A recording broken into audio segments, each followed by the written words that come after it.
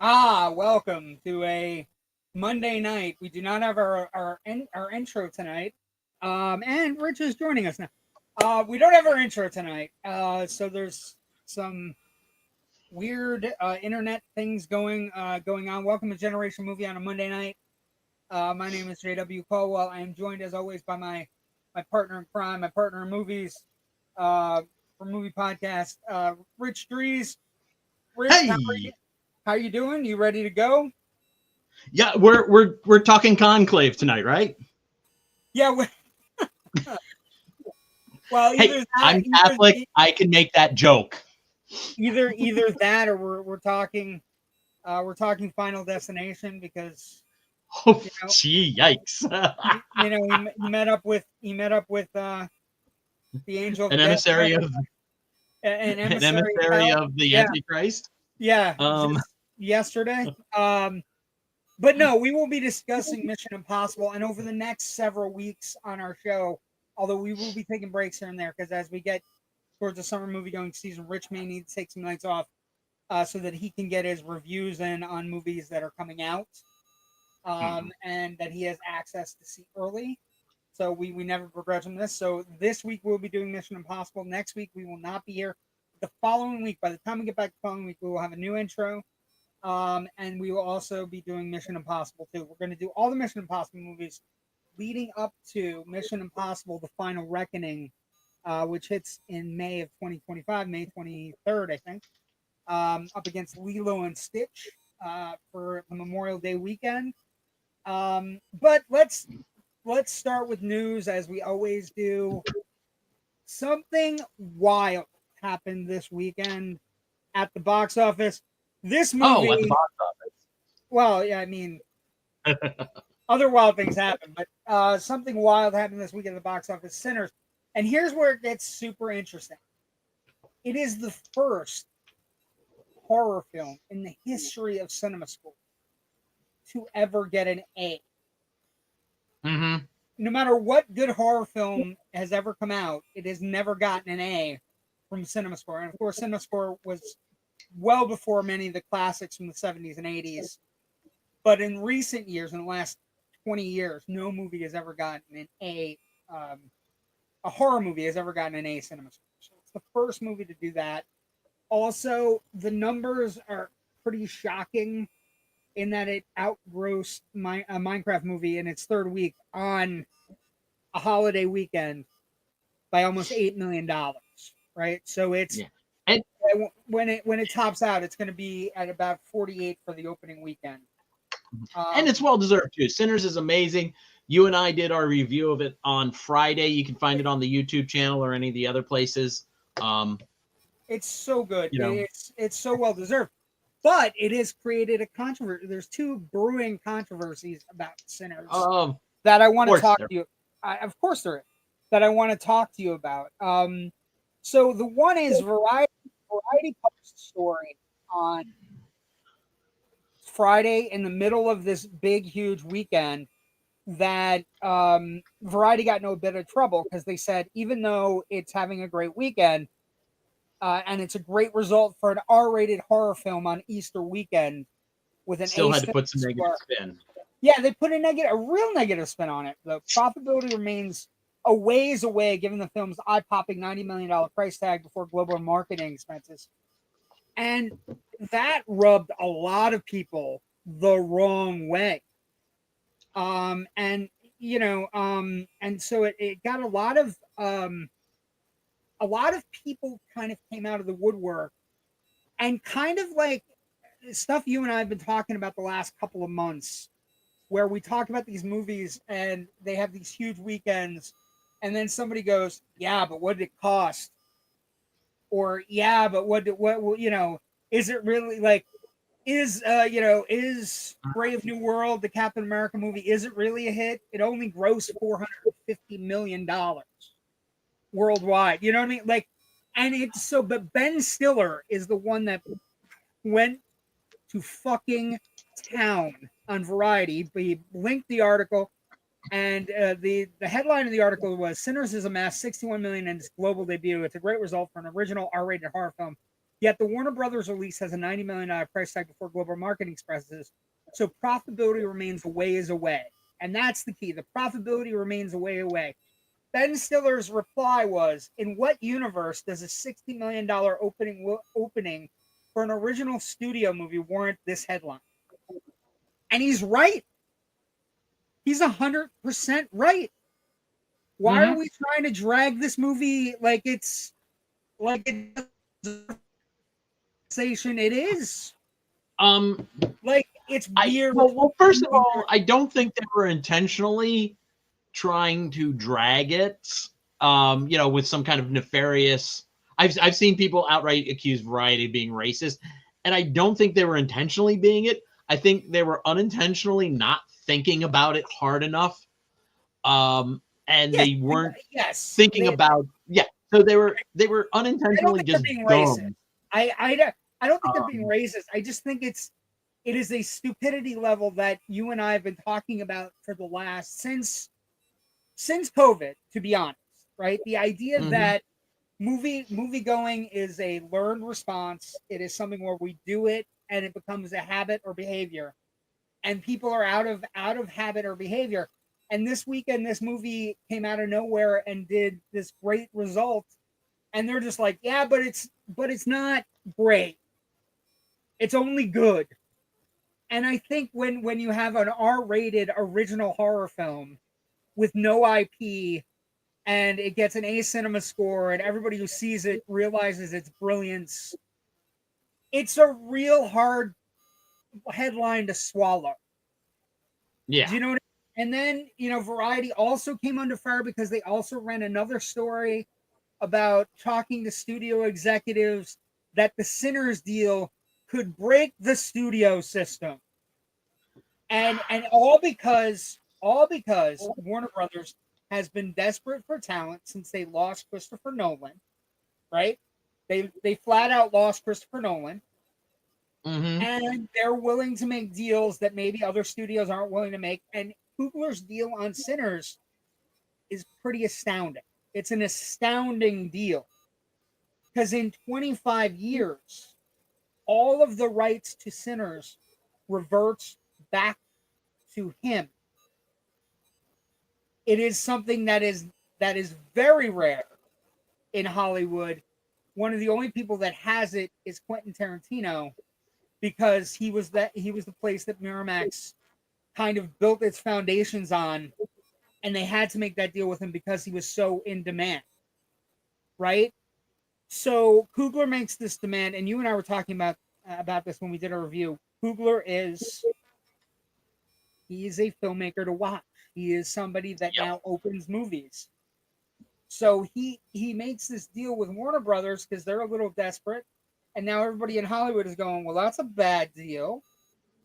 Not for Coogler, it's not. You know what I mean? Like, I just think it's a weird thing. And it's a weird thing, like, it seems like a drag on this particular movie when you start, like, bitching, moaning, complaining about the ink on a dried contract. You know what I mean? We should be celebrating an A cinema score for one of the best horror films in the last 25 years. Like it's beyond a horror film. It transcends the genre, right? We talked about. I just think it's really funny that the two things we're talking about on Monday, after our overwhelming success where it beats the Minecraft movie on a holiday weekend, including Saturday matinees, this R-rated vampire movie beats a kids movie that's doing very well, and the only thing we're talking about on Monday is it's not quite profitable, and also the deal that was made to secure this movie could end Hollywood as we know it. Oh my God! No. Rich, what are we gonna do if the filmmakers who are responsible for these movies own their movies like everybody else that was in a tour in the 50s, 60s, and 70s was? What are we gonna do? What are we going to do if we have, I don't know, George Lucas?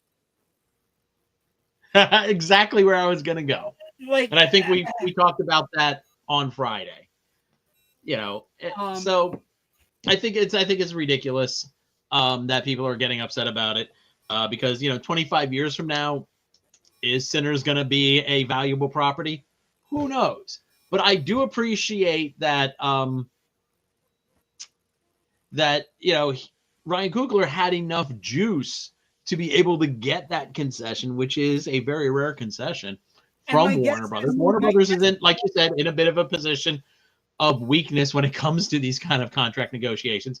And if this is going to encourage more creatives to come up with original projects and the studios to say, you know what, let's invest in this. Sure, we'll only own it for 25 years, but that could be really good for us for 25 years. And if you keep this process going, you still have all these things, and maybe in the long run that keeps studios from having to go back and redo old IP over and over again, because they won't own it. They'll be forced into a position where they will need to make new stuff over, new stuff, which is what we all want, allegedly, even though people don't go out, people still don't go out and support a movie like Black Bag or something like that. But that's a whole nother bitch of mine for later. I've talked about this for like the last couple of weeks, where what came first, the idea that people won't get to see original movies or studios only produce IP movies. And I've had this long running fight on Loud and Nerdy on Tuesday nights where I I tuned in a couple times. But what I would also say is they had to make this deal because of what they did during the COVID pandemic. They released Dune, they released King Kong, they released all these movies day and date, and the filmmakers felt betrayed. So now you have to make some deals. Now you have to do whatever you're going to do to be able to keep these movies going. And the idea that that's what we're talking about on a very triumphant day for a great American movie, like the best movie of the year thus far. The idea that we're talking about the deal and Ben Stiller having to rip into Variety is the most peculiar thing.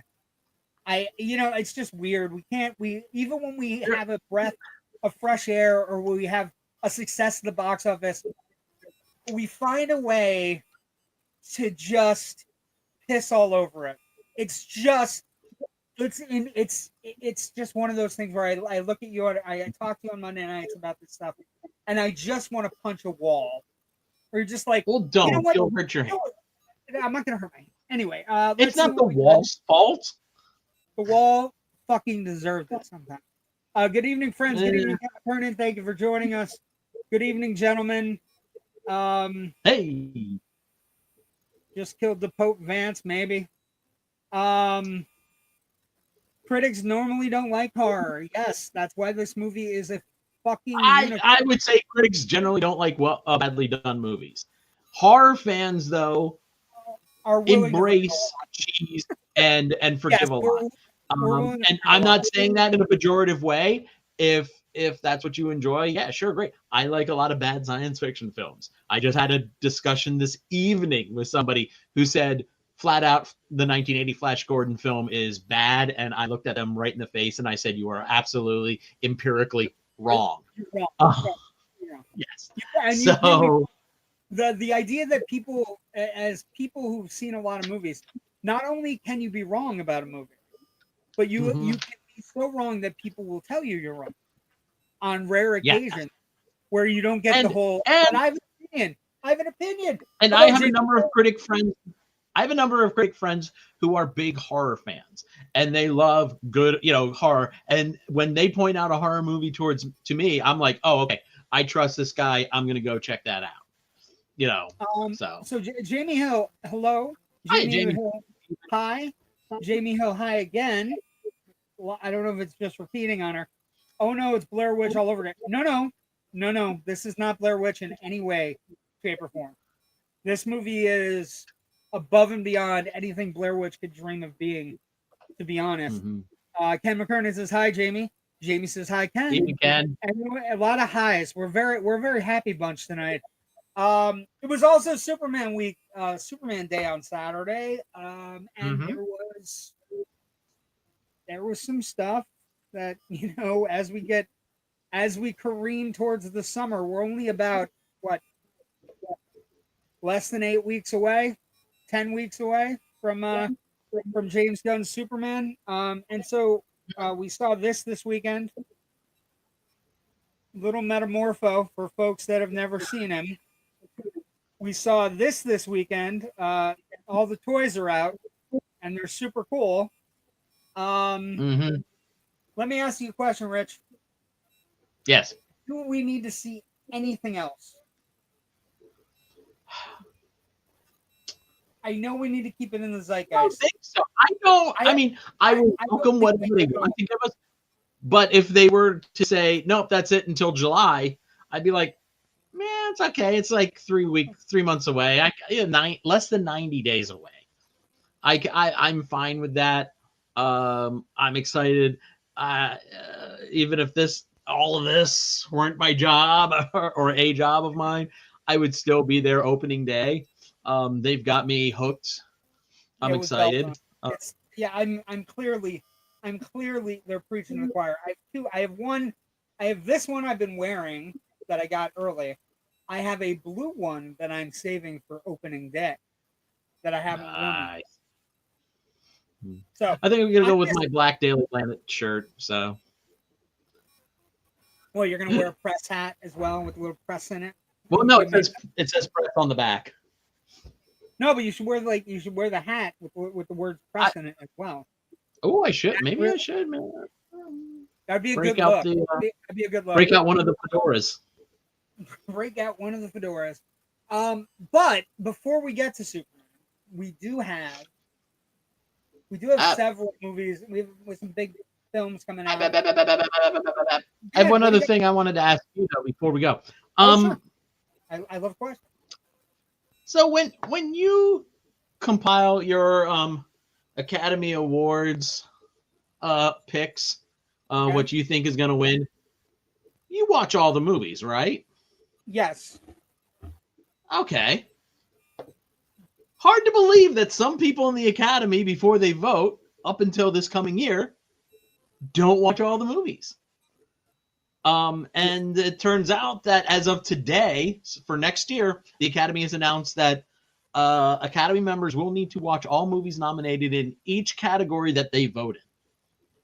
So if you don't catch all the foreign language films, you can't vote in that category, but you can vote in all the other categories if you caught all the movies in those. This is a weird thing because I think the interesting thing is the people that are in the business aren't necessarily as interested in trying to see everything as you and I are, or other people of our. Some are and some aren't. I think there are some people, and I think there are people that, I was noticing that, one of the things that happens during Oscar season is that it gets very political. It gets very like, well, I'm not going to vote for this person because I don't like this person. That kind of happens. And there are groundswells and different things happen. But I have no problem with the Academy making this as long as they make it fair. And my question becomes, how are you gonna enforce that? Yes, that's the question. I mean, because theoretically, I could get a disc from the Academy or get a loop from the Academy that I can watch because I'm an Academy member. I put it on for 2 hours in my house, and I might not be watching. You know what I mean? Well, okay. At some point, unless they're sending people to your house to watch you watch it, that there could be an abuse like that. I'm just trying to think of ways they could enforce it. I mean, theoretically, they can track it to a certain extent. They can track it to a certain extent, and then hope people are being honest. Because the Academy has their own kind of like streamer almost. So all the movies that are nominated for awards are available to Academy members through this, special streaming app only available to Academy members. So like you could have sat down and watched Avatar or Nosferatu or whatever, in the comfort of your own home when you do the login. So obviously I'm sure they go, okay, George Clooney is logged in and he is watching Flow, and then he's watching Memoirs of a Snail, and he's watching da da da da da da. He's watched all 5 in the animated features. We know we can vote there. Idea. I don't know that it's enforceable. Would be my thing to you. Like I think it's great to go, hey, if you're voting on this particular thing, and the thing is, you want the really honest to God truth about it. I think the people not watching are the actors. Like, because I think if you're in the cinematography category, you're watching all your competitors. Or if you're in the visual effects department, you go and you watch and you say, oh my God, the effects in Alien Romulus were incredible. You know what I mean? Like, I think the actors and the acting categories are the ones where people go, I don't have time. You know, like, I believe that directors, like, if you tell me a director has seen everything, like, if you ask me, Sinners gets nominated next year, how many directors that are in the Directors Guild or in the Academy have seen Sinners? I'd venture a guess that a lot of the directors have seen Sinners. But if you said to me, how many actors have seen Sinners? You know what I mean? Like, I think it's gonna be very hard to actually navigate. Yeah, I'm skimming the Hollywood Reporter story on this right now, and like you can log in that you've gone to a screening. You can, like, we know this person was at a screening. We know this person saw this on screening night or whatever. But for the most part, how do you? Like I said, you could log into that screener and leave it on, but not watch it. Okay, here we go. The Academy will track viewing via the members-only Academy Screening Room streaming app. As for films consumed elsewhere, like at screenings, film festivals, etc., members will have to fill out a form declaring when and where they watched a film. In the past, members had to do this in order to vote in the preliminary and nomination rounds for Best International Feature, Animated Short, and Live Action Short categories. So there's a template already in existence that they're exploding out to all the other countries. Okay, yeah. That seems like it could work. Mm-hmm. But that adds an extra level of the Academy members actually have responsibilities. Well, I'm sorry, maybe voting on what's considered the biggest award in the industry should come with a little bit of responsibility. Oh no, I have no problem with that, man. I mean, I know. As a critic in a critics organization, I have certain responsibilities to watch everything, and there are times when there have been a couple of years where I have not been able to watch everything in a certain category, and I skipped that category. You know that we have seen years where somebody, a major actor, has admitted to handing their publicist or somebody in their family their ballot. That is you see those articles every year in Reporter, Variety, Deadline, and they're irritating as fuck, actually. Yeah, they're super annoying. I'm just saying, I think it'll be interesting, but I also think it's a can of worms that we'll see what happens as we get closer. I think I think you're absolutely right. I'm just taking devil's advocate with, like, well, Clooney logged in and he was watching Flow, but maybe Clooney went and had dinner and then came back in and clicked off the streamer so he could vote for something not Flow. Do you know what I mean? Like, I think it opens the door for, like I said, you could be sending out members of the Academy physical disc screeners in the hopes that they're going to watch it, and they wind up like using them as coasters or giving them to their kids, or so, whatever. So this feels like it's a little bit better than that, than just hoping that they'll watch it because you've made it available and will consider you to vote. I'm not pro asshole. I'm just saying that I know assholes exist. True. I'm just, and you're not going to. And look, no system is going to be perfect. This sounds a little bit more towards perfection than what we have now, though. So I can't fault. I would agree.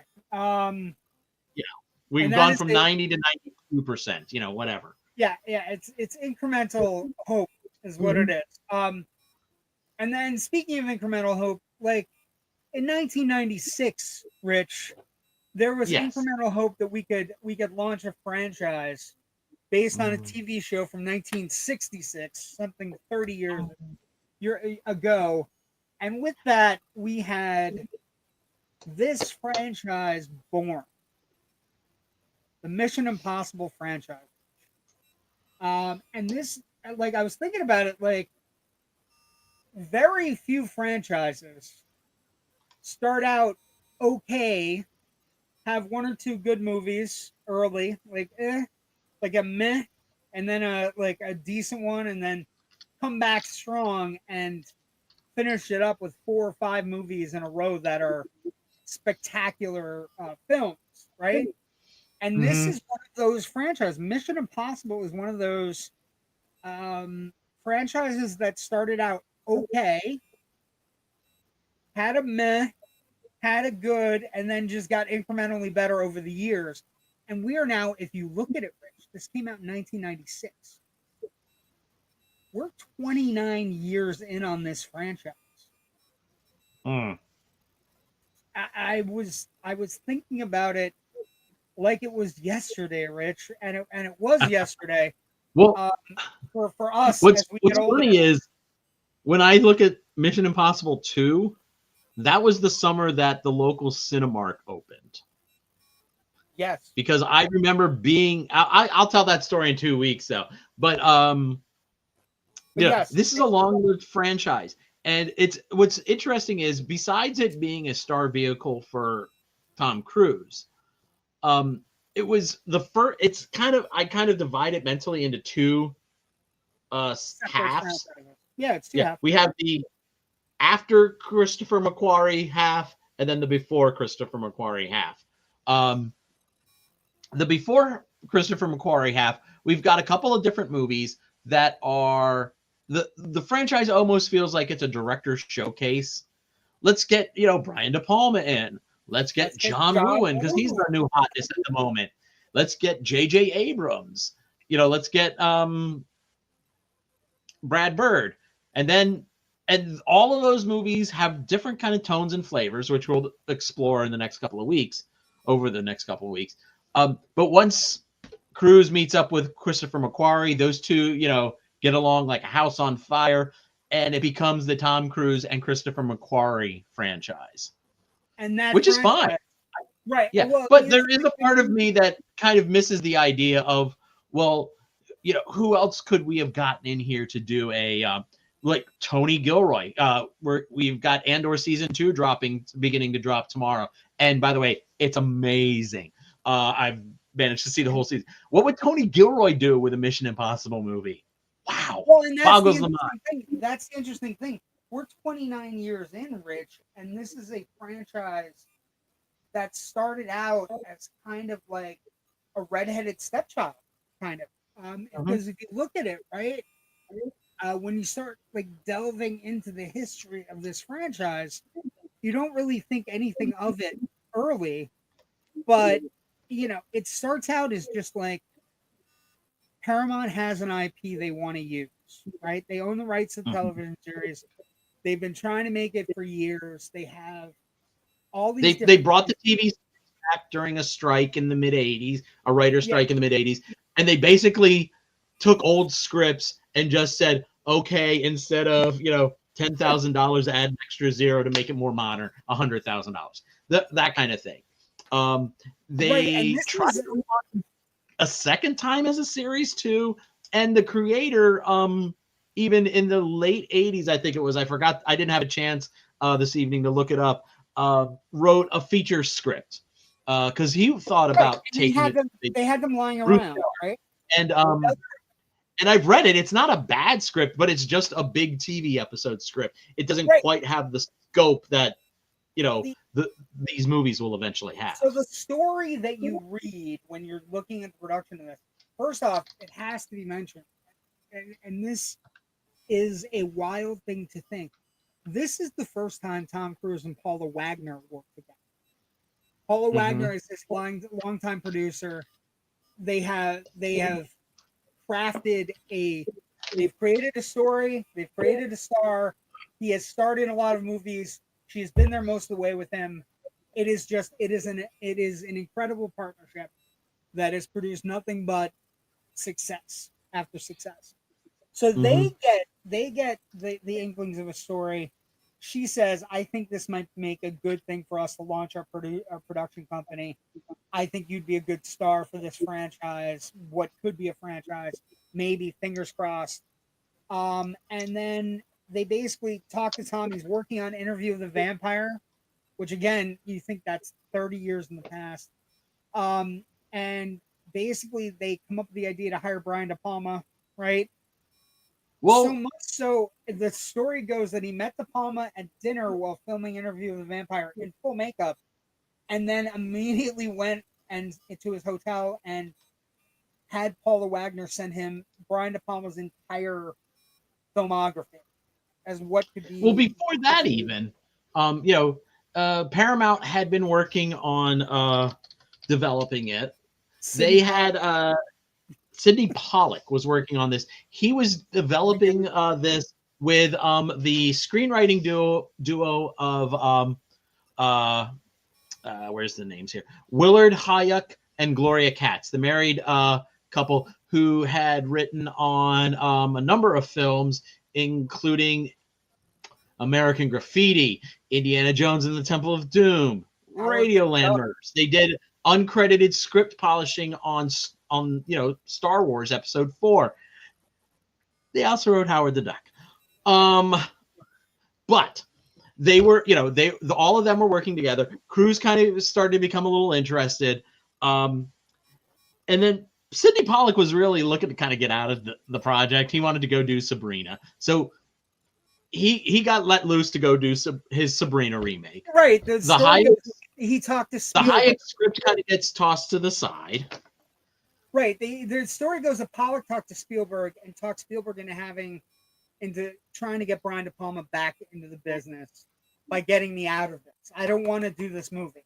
And Spielberg basically had dinner with Tom Cruise and basically, Brian De Palma might be a good call for this movie for you. Right? And at that point, Tom Cruise didn't know who Brian De Palma was, which is, he knows he's a director, but he doesn't know his work. Mm. And it is this really interesting thing. So that you're right, that script gets thrown out, and then they get Steven Zalian, who is a big Spielberg kind of script doctor. They get David Koepp, also a big script doctor in Hollywood, and Robert fucking Towne. Well, here's how this breaks down, though. Zalian does kind of like the story treatment, and then wasn't interested or whatever. I can't remember exactly the reason why. So Koepp comes in because he's friends with De Palma, and they work on a couple of drafts. They're ready to go. They bring in Robert Towne on set basically to do one last polish. And they look at what he did, and his polish is garbage. To try to fix the human parts. Because and De Palma said the draft that Towne turned in was terrible, so he had to turn around and rehire Koepp to be the on-set writer as they were all going through. And the story goes like an interesting. Which is crazy. It's crazy. There was never a finished script during shooting, but so once Tom Cruise and Paula Wagner hire De Palma comes in and says, "I don't really care about any of the human components of the movie. I think the movie revolves around 3 action set pieces that I think we'll build around it." And De Palma comes up and his version of the movie is opening set piece, middle set piece, and final set piece. The 3 things that kind of set the movie apart in a summer of blockbusters. And the interesting thing there is, if you're a fan of Howard Hawks believed every movie, in an interview he once had, every movie is 3 action scenes and a bunch of other little scenes around it. So it is the great Howard Hawks theory. De Palma was a big Hawks fan. That entire generation of auteurs were very big Howard Hawks fans. Howard Hawks had a very specific thing: 3 action set pieces, and then a bunch of other little scenes around it. And this movie, when you look at it, Rich, it's 3 action set pieces with a lot of little scenes around, right? Yeah. Well, there's one other person who is very crucial to the story construction of this movie. Yeah. George Lucas. Now, Yes. famously, we all know George Lucas gathered a bunch of his film school buddies, including Brian De Palma, to see a rough cut of the original Star Wars. And legend has it, De Palma was like, I don't know about this Force thing. It's a dumb name. Maybe you should change it. I don't know if it's going to work in the movie. Anyways, history shows maybe De Palma was a little bit off on that. Brian De Palma gets a rough cut, gathers up a couple of his film school buddies, including George Lucas. They watch the movie, and Lucas says, you need a scene explaining what they're going to be doing. You can't just jump into what they're doing. So the scene where they're around the table and where you also get some good characterizations and some of the fraternization between the characters, the members of the team in the beginning, that comes from George Lucas's idea. That was part of the reshoots. And Kristen Scott Thomas, the reason her character is kind of off to the side and you only see like reaction shots from her, or you see her in the back from her back, it's because she was unavailable and they had to shoot her stuff later. And when you're seeing her from the back, it's a stand-in.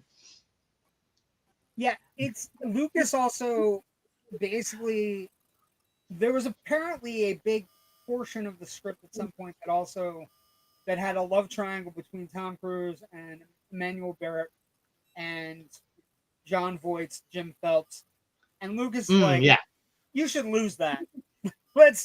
It's taking the people out of it. Nobody wants to see a love triangle in a spy blockbuster, which of course is interesting because as the franchise progresses, Ethan Hunt, our hero of the Mission Impossible franchise, will have a lot of love interests that actually add to the franchise. There's still a little bit of it here and there. Phelps has a line or two about it, I think. And when after she gets shot in the train car in the end, it's Cruise kind of like caresses her cheek as she died. Weird. The other thing that comes up, aside from all the problems with the script and this craziness where they're hiring people and the idea that by the end of it, maybe Tom Cruise and Brian De Palma don't like each other. So instead of coming back for a second movie, even though this one's a resounding success, De Palma passes or isn't invited back. And then we get a series of auteurs that might direct the movie. The other thing that comes up is they do go to the original cast and ask them to participate. And then you hear different stories, like for example, Greg Morris, who portrayed Barney Collier, he didn't like Jim Phelps being a bad guy. Peter Graves really didn't like Jim Phelps being a bad guy. And I can't blame him. And the other person that they really wanted and who was super hot at the time was Martin Landau. He was Roland Hand in the original series. And he was reading the script, and basically there was one version of the script where all the original Mission Impossible IMF force came back, and they were all kind of like getting killed, and it was like a murder mystery that he was like, this isn't Mission Impossible.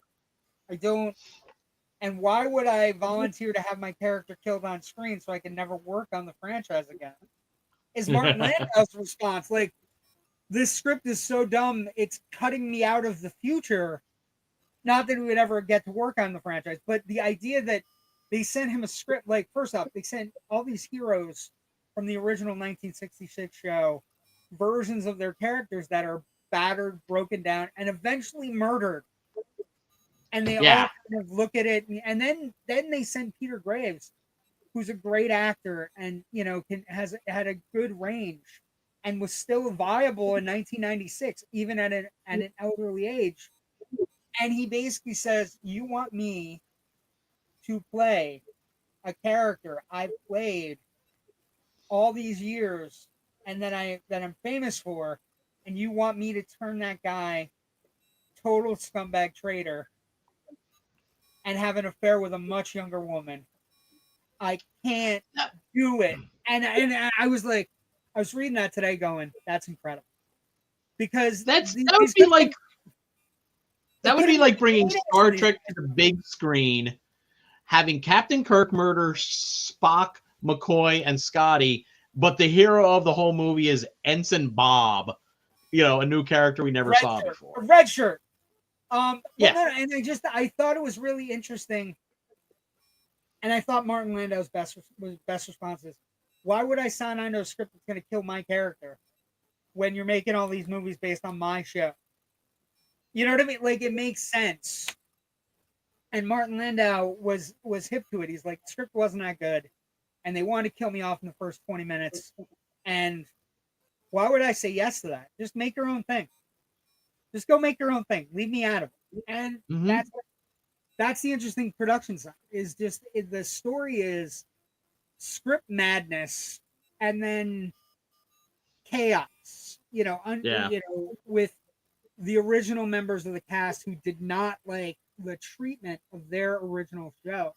And that happens sometimes, but a lot of the time, like recently, in 96, that was common where things got rebooted and just, new things happened. But now I wonder if they were making this for the new franchise, for like the way things are handled today, all of those guys, Greg Morris and Peter Graves and Martin Landau, they would have been welcomed with open arms, right? Oh, yeah. Yeah. It would have been I mean, I can understand the writing impulse to say, okay, what can we do with this staid character of Mr. Phelps, and how can we, kind of lull the audience into a false sense of security about him, first being shocked, oh my gosh, he's dead. Oh no, he's alive. Oh shit, he's the bad guy. Would be if it was actually Peter Graves playing that, I think it would be a very roller coaster emotional movie for old school fans. But I think I saw this when it came out, I had only seen a couple of episodes of Mission Impossible. I was familiar with it more through cultural osmosis than anything else. And but I was still kind of like shocked by the twists and turns of the thing. But at the same time, I can see Graves being very protective of the character and not wanting to do that. So anything he did. The last thing on production, Rich, and this is something I did not know about until today, because I'm not a big music person, right? One of the things that comes out that this movie kind of is magical, and there's a music component to the madness behind the thing as well. The film, of course, uses Lalo Schifrin's original theme music for Mission Impossible. The dun dun dun dun dun dun. That. Alan Silvestri, very famous for Back to the Future, many other franchise soundtracks. He gets fired by basically because Tom Cruise doesn't like the music at all. At which point he's replaced with a new score by Danny Elfman. And then they use Schifrin's music to create something called the plot theme, in addition to a main theme. And then Danny Elfman passes it off to basically YouTube bandmates Larry Mullen and Adam Clayton, and they come up with original theme music. But they're nervous about trying to recreate the original, so they basically do like a New York version and then a Dublin version, and then basically, they come up with a European dance club soundtrack that becomes one of the most popular soundtracks in the world that summer. So listen to this. I was reading it today. I couldn't believe it. There are two versions of the original plot theme. There are 5 separate DJ remixes the summer of 96. And then all 7 eventually appear on a limited edition vinyl release that goes platinum. And the song entered the top 10 music chart of the year for the world for the year, which is insane. True. Because it's not Now, something I ever thought about until today. Yeah, I want to throw out a point of order on who didn't like the original the original music being composed for the film. You said it was a Tom Cruise decision as a producer. I was listening the other day to an interview with Brian De Palma, and he said he wasn't liking the music, and that's why they went to Danny Elfman instead. This could be a case of 25 years later when this interview was happening. Who can remember exact details? He might have just agreed with the Tom Cruise's decision. Tom Cruise might have just agreed with his decision and remembers it, as his bright idea. It could be the Man Who Shot Liberty Valance thing. When legend becomes fact, print the legend. True. You know what I mean? Like, it could be that when you look at the grand scheme of this movie, when we're done talking tonight, we're not going to be talking about Brian De Palma's Mission Impossible. We're going to be talking about the franchise that will become Tom Cruise's major film franchise, right? So, but I would say still this movie very much bears the authorial stamp of De Palma. I feel out of all of these franchise installments, this is the one that's most Hitchcockian. It feels like it, very much the wrong man kind of an idea. And De Palma is, of course, a very big this Hitchcock was a mole fan. hunt. Yeah, you're right. The hit scene in this scene, right? This scene where Tom Cruise almost lost his life in real life. By the way, this scene that takes place in the restaurant is very Hitchcockian. Why the second team? Why was there a second team? What do you mean? What second team? Mm-hmm. The guy that's 7 and 8 o'clock, and the guy that's 12 o'clock, and they're all from the mansion. And it's very Hitchcockian. Plus, there's some great shot compositions, and I don't talk enough about them as I should on this show. But like the overhead shot looking down on Cruise in the CIA lockbox room, looking down, I think is a great shot. Yeah, in that scene, but when we're looking down from the air vent. Is fantastic. There's another shot in that sequence in the air vent when Jean Reno is holding the thing and the rat is like here, or actually here. It comes into focus. Yeah. And the rat, they're both in very sharp focus. It's called a split diopter, where the lens is actually two different types of lenses cut in half and slapped together like that. And that's something De Palma uses a lot.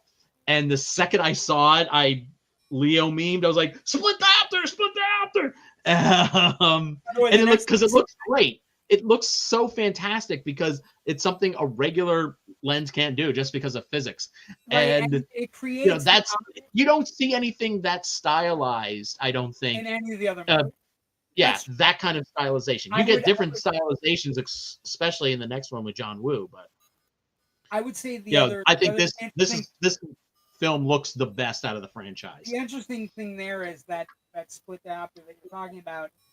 It gives the idea that the person like Reno's in the scene, and not only do we see the rat behind it, but we know that Reno is experiencing seeing the rat behind it. Yeah, because it creates a really fuzzy kind of amazing, like, holy shit, there's something behind me kind of thing that De Palma's pretty good at. So after all these troubles, all these ridiculousness, crazy stuff behind the scenes, there is some casting stuff, but it's not major. I mean, Emilio Estevez is in it, but he's not credited as Jack.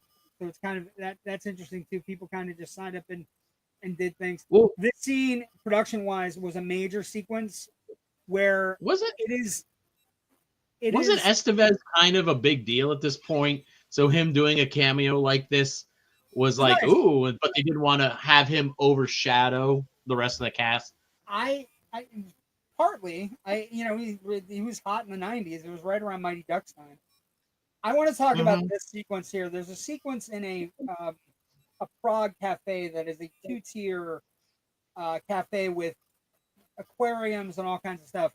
I would argue if you see this scene, they tried to do this scene several times with stunt performers, and every time they did it, the 2 times they tried to do it, De Palma said it doesn't look good enough. It doesn't look like you. Can you do it? I am going to make this contention to you today, Rich Drees, that this is the beginning of Tom Cruise being a maniac.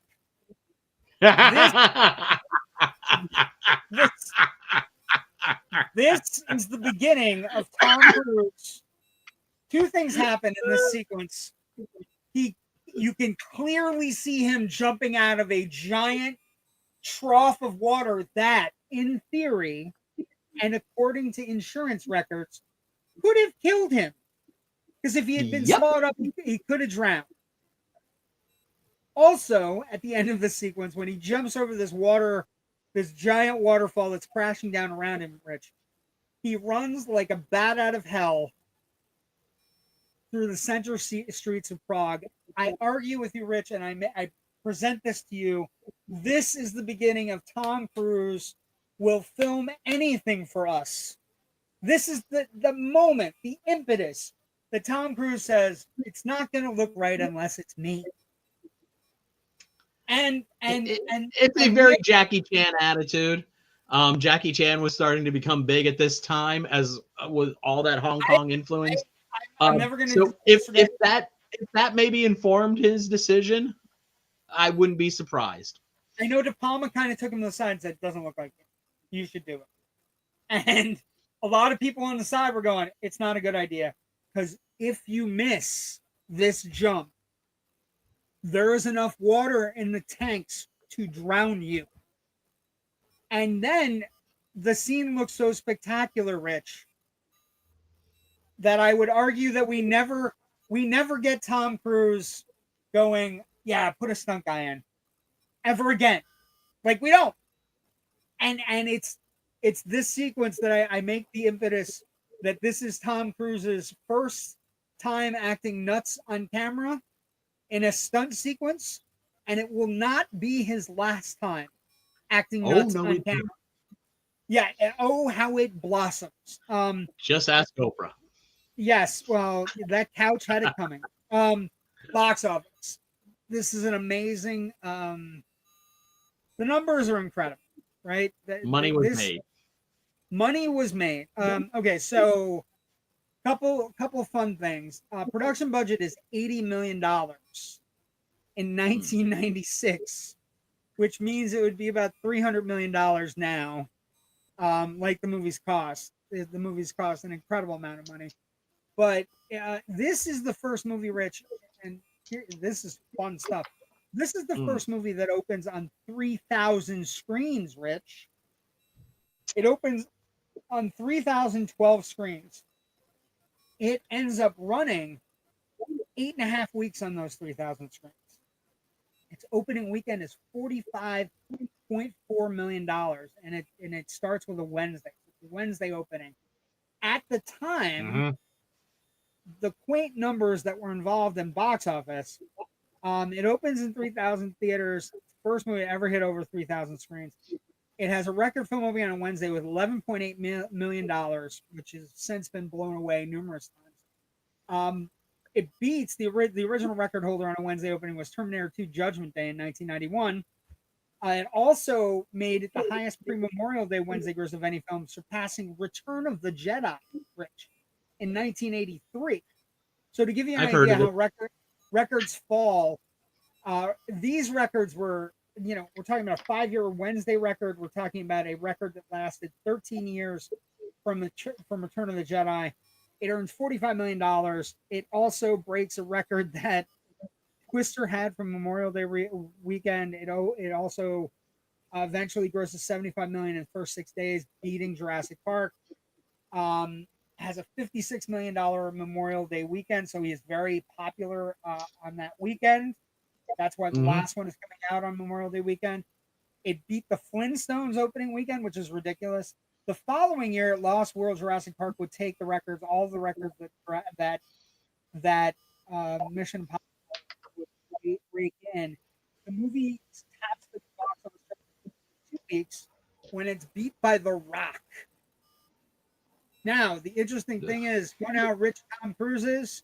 He deferred his usual $20 million fee for a significant percentage of the box office. The film goes on to make, domestically, $180.5 million. 180.9 actually.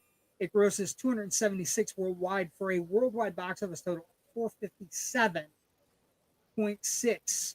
So close to $500 million in 1996 money. What do you want to give a guess on what the inflated adjusted domestic box office would be for this movie right now today? About 800 million? No, much lower. But again, $500 million. $463 million just domestic. Oh, just domestic. I'm sorry, I was just domestic. So 463.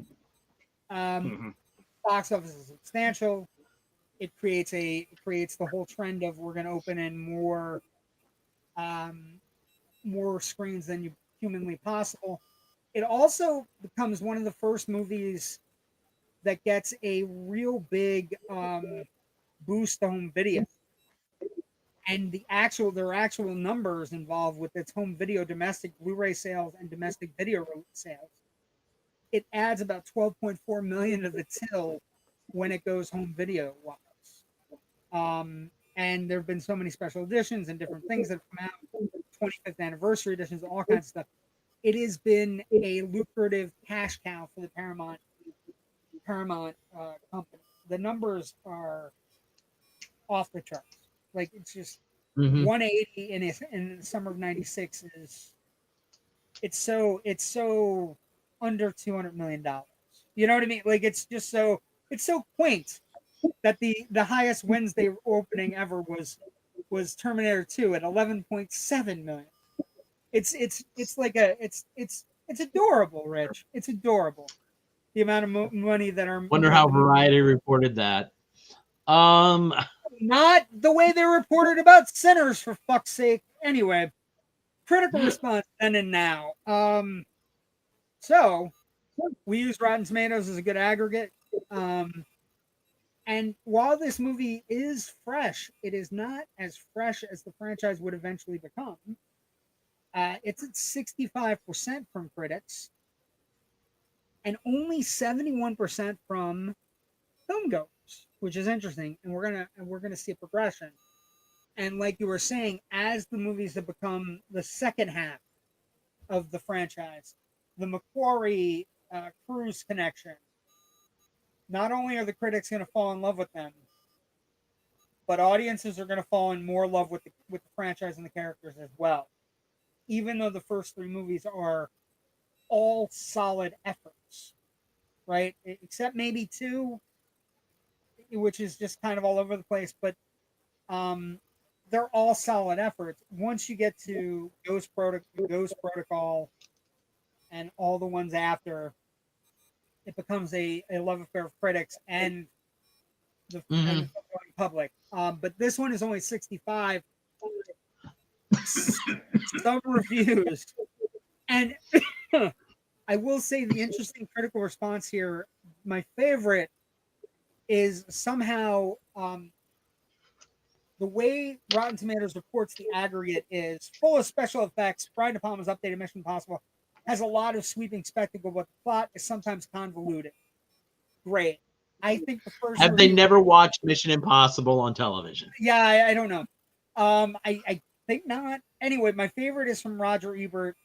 He gave it 3 out of 4 stars and says, "This is a movie that exists in the instant, and we must exist in the instant to enjoy it."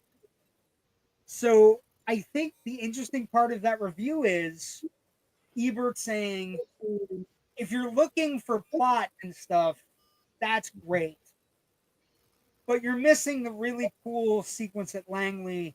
You're missing the really cool opening sequence in Prague. You're missing the cool bullet train sequence. You're missing all the stuff trying to go, I wish this movie had more talking. And I think that's a great way to look at this movie. The 3 action set pieces are so wonderfully astounding and they still remarkably work almost 30 years after the fact, Rich. They are insanely well done. And and I will say too, it is very much a movie of its moment. It has the cutting edge technology for 1996, and that means we wind up hearing about a message on the internet. Ooh. Not only that, it has a lot of Apple products, which is fun because Apple was dying at the time, and now Apple's not dying. Also, the funny thing about trying to find all the chat groups that he has to go into for like the Book of Job is hilarious. Like, excuse me, hilarious in the present. But what Roger Ebert's saying is, if you're looking going into this other than a big budget blockbuster, action movie, you're in the wrong place, right? Other critics that kind of message the same kind of things. Mike Clark, USA Today, 3 out of 4 stars, solid, brisk, but lacking human dimension. Despite an attractive glass, the glass is either half empty or half full here, though the concoction goes down with ease. That's the greatest compliment a summer blockbuster can get, Rich, isn't it? It goes down with ease. The characters were never deeply developed for the TV series. From what I've seen over more recently. Over the year. Yeah, right. It's a show about not being noticed. Yes, at its best, Mission Impossible is a heist movie, a fun heist movie combined with James Bond. Yes. It came out at the height of the spy craze, so obviously it has all of that, infused into its DNA. But ultimately, these are heist films. These are heist stories, and you need some convolution. You need some twisty, turny things. You need some surprises. You need some stuff. You need some information that's withheld from the audience to give the audience the surprise. For example, in the bullet train sequence at the end, we have that great shot of the train going through the countryside, and the camera comes down and keeps pushing in on the side of the train, and we see old man hands doing something, and we see a call, but there's the way it's edited, it's deceiving, and then ultimately we find out that was actually Ethan Hunt in classic Impossible Mission Force makeup and mask stuff, and those kind of fun reveals that this movie, this franchise really revels in, and I think it's very well established here, carrying that over from the TV show. Yeah, I was amazed today. One of the things that I think is remarkably well done, the makeup stuff is done by Rob Bottin's company. The special effects stuff is done by Dennis Murin and ILM. So these are heavy hitters. These are well done. What I was thinking about watching it today was I haven't seen this one in a long time. I've seen the recent ones, certainly are closer, but this one goes down pretty easy. It sets him up as being the new head of the IMF force. It has everything in place. It's got a twisty turny thing. It's got a really good Vanessa Redgrave performance. She's really good, like highly underrated in the franchise as a franchise villain. But it's one of those movies where you can see Tom Cruise growing into, not only am I one of the biggest stars on the planet, but I can grow this into my franchise. Yeah. And I don't think in 96, when it came out, I don't think we looked back on it and went, that has potential to be an unlimited, undying 30-year franchise. You know what I mean? And I think this movie is good enough that you sit there and you watch it and you buy the twists and turns.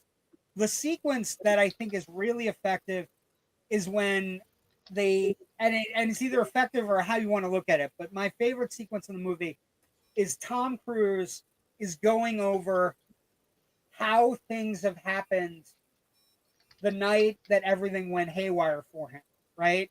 And he's sitting at like a dinner table, like a restaurant with Jim, and Jim has just come back, and he's playing it out in his head. And there's a moment where he's like, I don't want that version to be the right version. And it turns out that the only reason he goes through the entire the entire thing to lure. He knows Jim has done all this stuff, but the only reason he lures it out is because he needs to know if Claire has been in on it the whole time, right?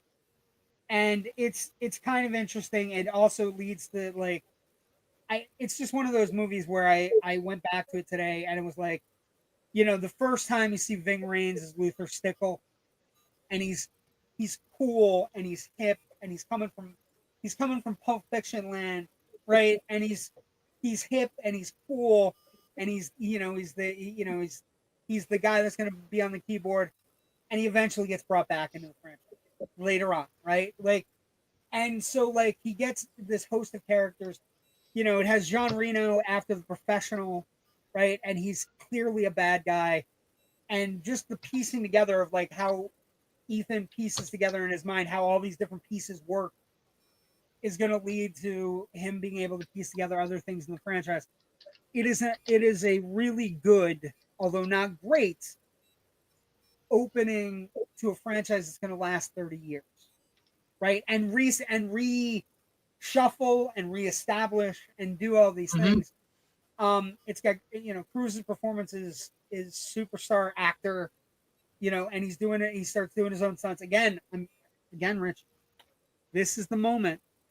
This fucking moment when Brian De Palma talked him into running out of a fucking aquarium on fire is where it all starts. You know, you have different things, you know, the bullet train sequence, which is done in, you know, a studio, but ILM, like, yeah, that's all blue screen, but it still looks really wonderful. It looks really good. It holds up, right? It doesn't look 90s, right? So it holds up. It's, you know, there's some really good things in it. There's a great sequence with Tom Cruise doing sleight of hand tricks. That's where he's fucking around with Jean Reno's Luther character. And we'll see a return of that. We'll see a return to that later on too. Yeah, and that's the thing. They eventually call back to this movie. I think it holds up remarkably well for a 1996 movie, because there are a lot of movies that you and I watched in the 90s that are not that don't hold up as well than this one. So, and I would say that's on like a technical level in terms of like visual effects, things like that. You know, whereas the storytelling still works and everything. But here, I think all of the visual effects are pretty strong.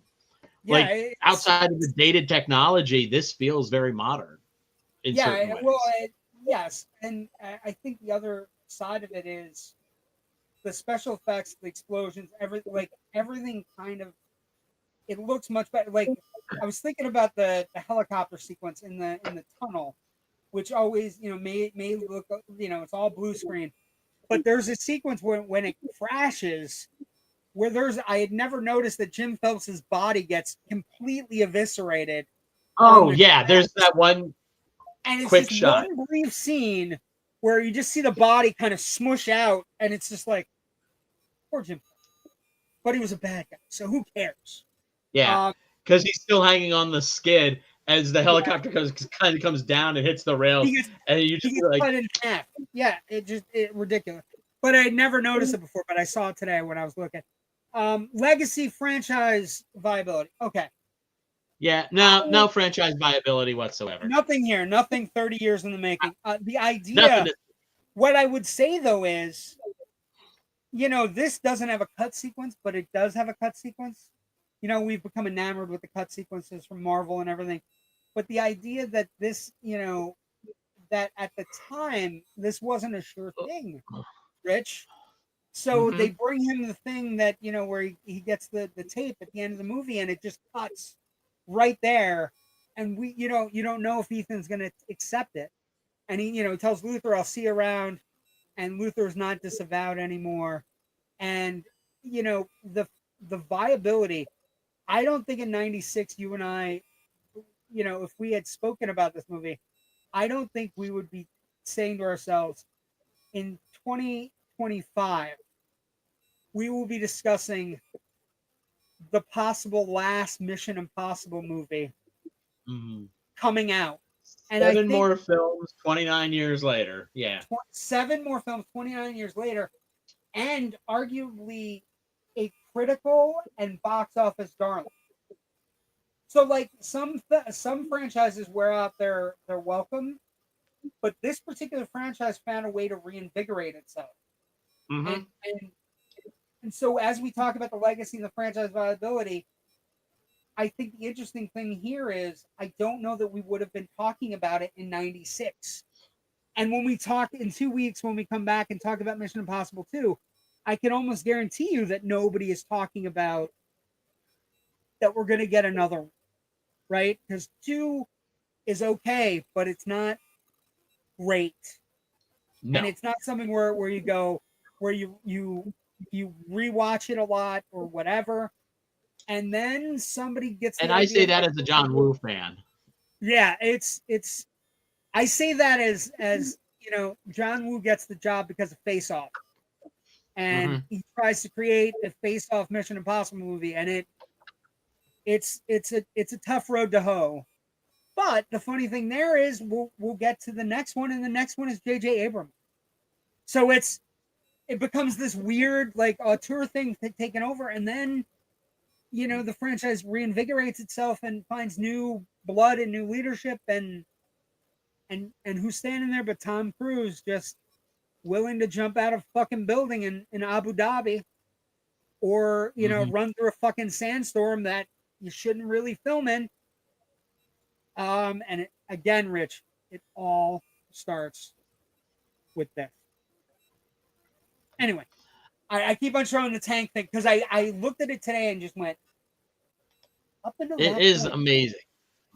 It is an amazing sequence, but up until that point, had Tom Cruise done anything that was like, I'm gonna break my fucking ankle on a building, or I'm gonna walk on the outside of a plane, or any of the shit that he had ever done, I couldn't remember it. And then I looked at, and he's running away, and all the fucking lobsters are on the street, and I was like, oh my god, this is the beginning of Tom Cruise doing his own stunts and running on screen. I mean, amazing.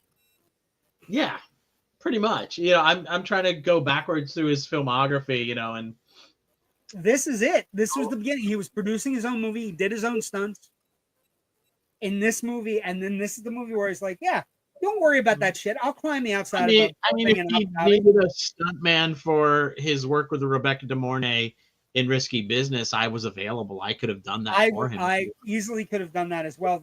On a subway, I love subways. That's a deep cut. That is a deep cut showing our age.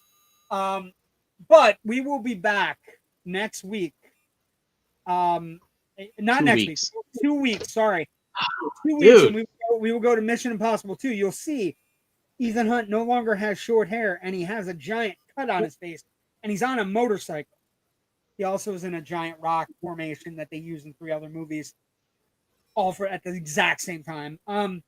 We will be having that in 2 weeks on Generation Movie. Rich, where can people find you and what you're doing? You're headed to LA, so people should be really paying close attention because I'm sure you're going to have cool pictures and things to do. I'm hoping. All of my writing can be found at filmbuffonline.com. We have a Facebook page that lets you know when we post new stuff up, as well as gives you a bunch of fun historical posts and things like that every day, multiple times a day. So check that out. I have 2 other podcasts that I work on. One is called The Big Picture Podcast. I do that with my very best friend and co-host, Natasha Bogutsky. Don't have a new episode up as of the last week or so. Hopefully in the next coming 2 weeks or so. The other podcast I do is the Film Scribes, as part of being a member of the Philadelphia Film Critics Circle. Our last episode went up a couple weeks ago, and once I get back from Los Angeles, I'm going to be starting to pester everybody about doing another episode of that because I'm the producer of that. And I can be found on the socials at FilmBuffRich on Twitter and Blue Sky. And Thursday, Friday, and Saturday, you can see me in Los Angeles trying to hit the rush ticket lines at Turner Classic Movie Fest. Excellent. I look forward to all your posts. I look forward to all the pictures. We'll have them in 2 weeks on Generation Movie. My name is JW Paul. You can find me online on Facebook, Twitter, Instagram, Blue Sky, Threads, any others, a lot of others. JW the Movie Guy. You could also find me on Tuesday nights with my good friends Jerry and Kyle, Loud and Nerdy, where we'll be talking some Twilight Zone tomorrow night. We'll be talking a movie from Jerry's basement, and we'll also be talking about Sinners and the reactions to Sinners. Again, of course, because it's just the easiest and coolest thing to talk to. Thank you for joining us tonight. Everybody have a great week. We're off for next week because Rich is seeing some movie with an asterisk in its title. I don't know. And then we'll be back in 2 weeks to do Mission Impossible 2. Thank you for joining us. Batteries not included. Stay safe. It's not batteries not included. Stay safe. Have a great week, and you have a good trip, Rich. Bye.